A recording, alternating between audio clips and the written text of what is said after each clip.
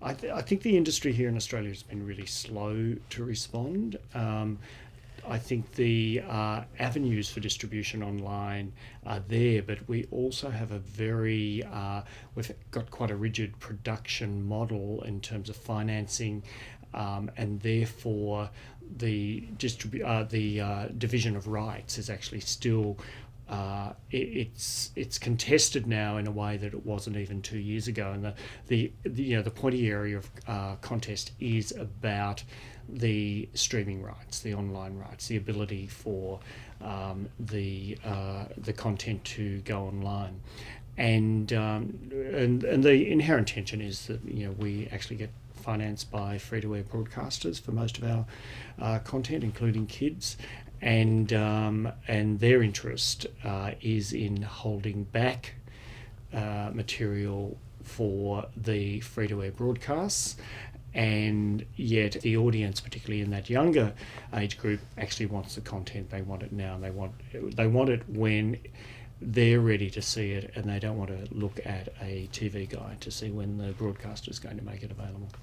In the U.S., I think the situation is very much in flux. The linear broadcast viewer or linear television viewer, meaning the one who's watching in real time on the couch, on the television set, is still the audience that is most valued by advertisers. I think the reality of people's attention hasn't caught up with metrics quite yet. And so the mobile or the computer based audience is not counted as heavily, that you don't make as much per those eyeballs. And so the industry is still heavily invested in keeping viewers on the couch in real time.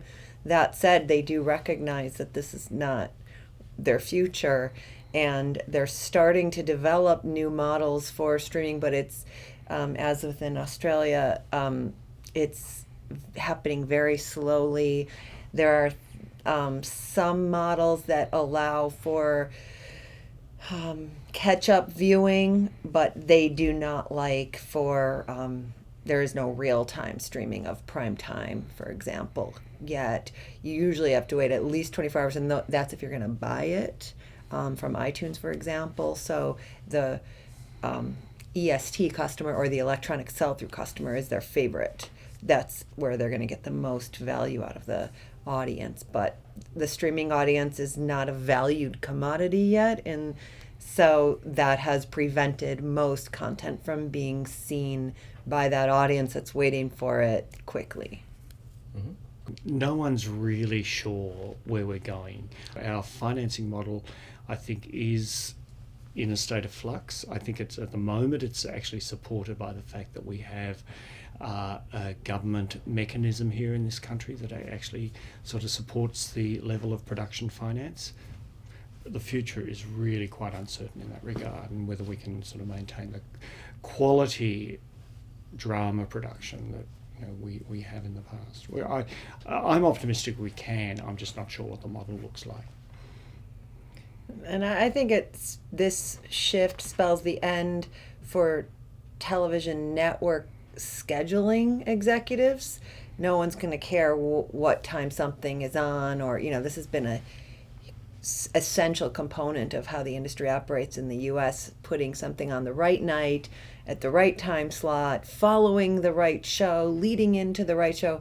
Nobody cares anymore. That's over. So I think that their jobs are done, but I think definitely doesn't spell the end for TV. I think TV is in a new golden age, at least in the US. There's more shows, there's better shows than we've almost ever seen, more variety, more compelling drama, and it's because there's more outlets for it, there are more platforms for it, and there's more audiences. There's global audiences watching that have never been able to before in ways they haven't. So I think it's hardly the end of TV, but it's probably the end of TV as we know it. And we'll see what happens in the future that nobody really knows. But I think we'll have to definitely move to a more on-demand model, and one that's more driven by an audience's desire to see it when they want it, as opposed to content providers' desire to schedule it at a certain time. The networks are still able to command the biggest audiences, so they're not playing catch up in those terms, but they are watching Netflix win Emmys, for example, and streaming platforms starting to win awards for shows that they're used to winning on. They're playing catch up in terms of quality, but not necessarily in terms of audiences. That's going to have to start once metrics are reevaluated, really, and once the online audience starts getting the valuation it deserves. They need to respond to the audience and the way the audience actually wants to view their content, and hence the new platforms for each of them. I think the Australian broadcasters, are still trying to find a place in that streaming environment for their platforms. And it was only a few years ago that we did a series here in Australia called The Slap, which has been remade in the US. And that was the last time that I made anything that was a kind of event television. Like, the numbers held from every Thursday night for 8 Thursday nights, but you can't do that anymore. And that was only a few years ago. You can't do that anymore. It's People true. will not be there. They won't come back. They might watch the first episode, but after that, they want it when they're available. Mm-hmm. Broadcast television is still, even the ABC, our public broadcasters, are still caught up on overnights.